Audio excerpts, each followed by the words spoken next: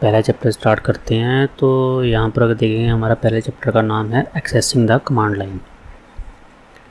इस चैप्टर के हमारे जो ऑब्जेक्टिव है आप सब नोट कर लीजिए इनको। ये हमारे ऑब्जेक्टिव्स हैं जो हम इस फर्स्ट चैप्टर में पढ़ेंगे।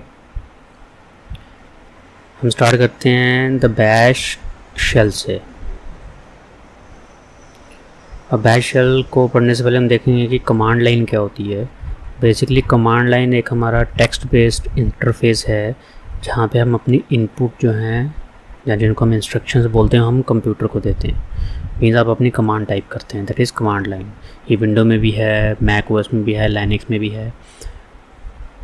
बट लाइनक्स में जो कमांड लाइन है वो हमें प्रोवाइड करता है एक प्रोग्राम जिसका नाम शेल है। तो shell basically is a program that provide a Linux command line, जहाँ पे हम अपनी कमांड टाइप करेंगे।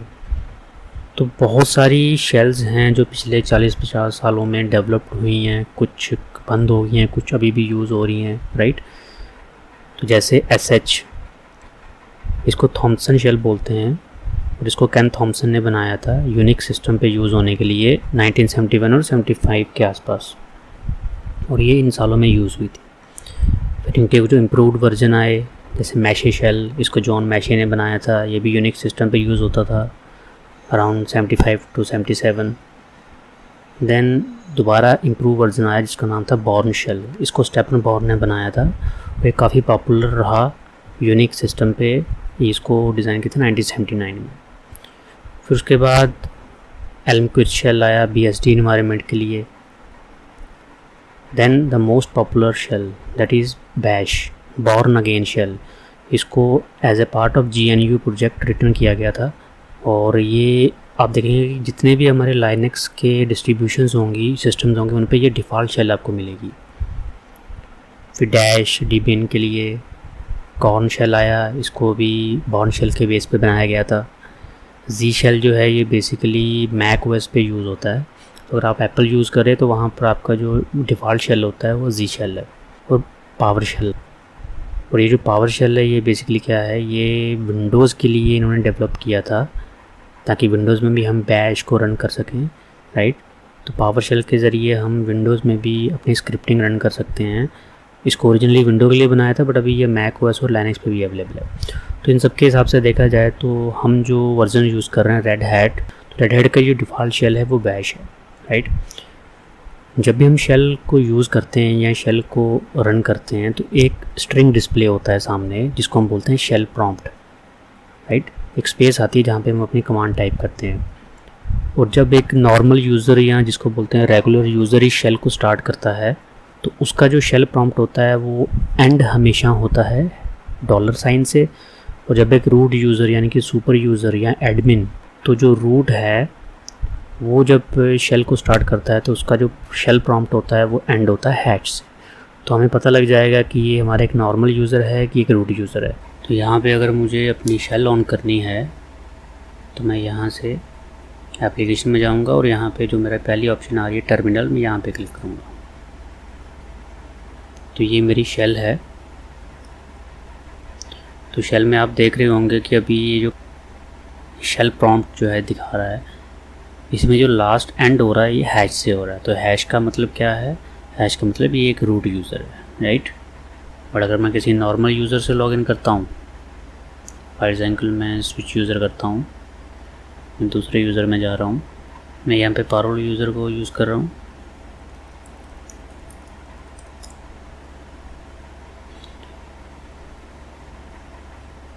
तो ये रेगुलर यूज़र है, नॉर्मल यूज़र है। तो इसका जो प्रॉम्प्ट है वो मुझे कुछ ऐसा दिखाई दे रहा है। तो यहाँ पर आप देखोगे कि इसके प्रॉम्प्ट के एंड में क्या आ रहा है, $, का साइन आ रहा है, राइट। चलिए हम अपने नेक्स्ट टॉपिक पे चलते हैं जिसका नाम है वर्चुअल कंसोल। वर्चुअल कंसोल पर जाने से पहले हम देखेंगे कि टर्मिनल क्या होता है।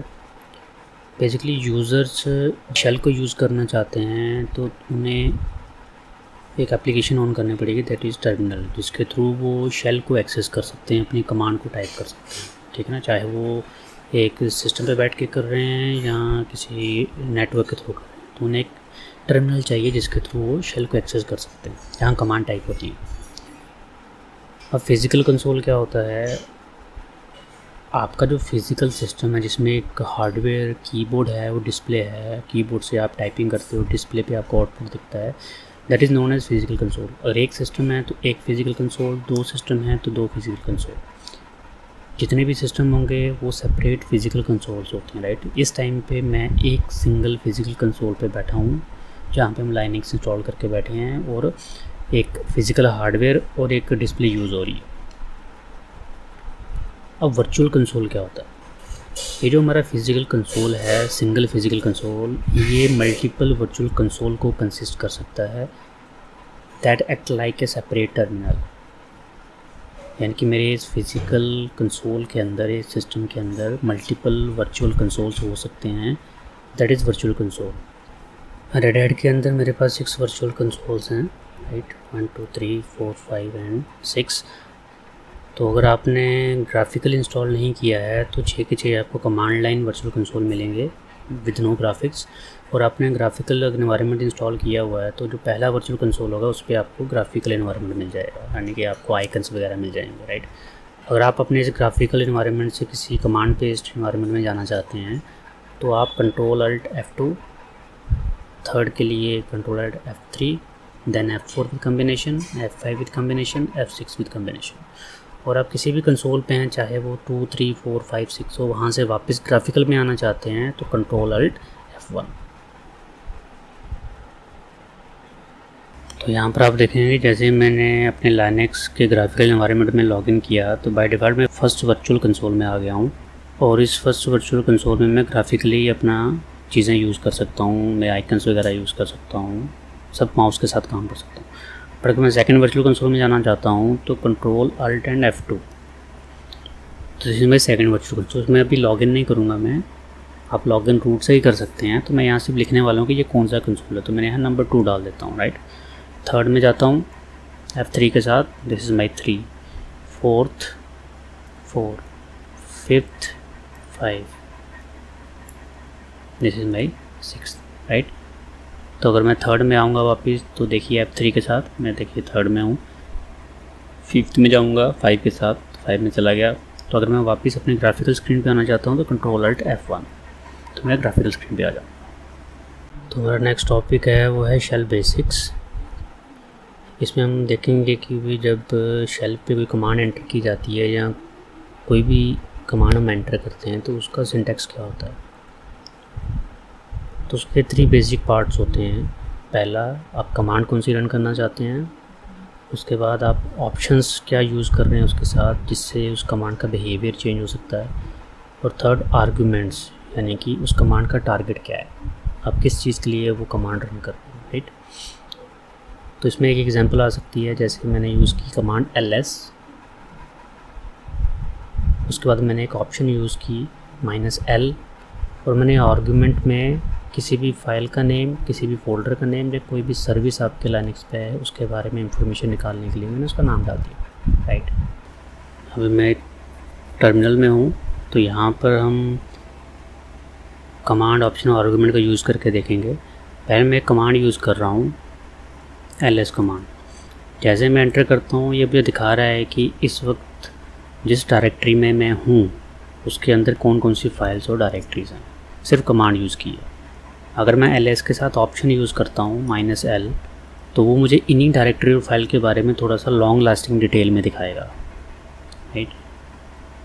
बट अगर मैं यहीं पर ls -l और अपनी कोई पर्टिकुलर इस फोल्डर के जो पर्टिकुलर फाइल और डायरेक्टरी है उसके बारे में जानना चाहता हूँ, मान लो एक फ़ाइल का नाम मैंने लिख लिया, और जैसे मैं एंटर करूँगा तो उसके बारे में वो डिटेल दिखाएगा, बट सिर्फ एक सिंगल फाइल में। इसका मतलब मैंने एक कमांड के आगे ऑप्शन यूज़ की -l कि मुझे लॉन्ग लास्टिंग डिटेल दिखाओ, बट एक आर्गुमेंट भी डाल दिया कि भाई एक ही फाइल के बारे में बताना मुझे, तो उसमें मुझे एक ही फाइल के बारे में कोई टारगेट मैंने सेट कर दिया, राइट।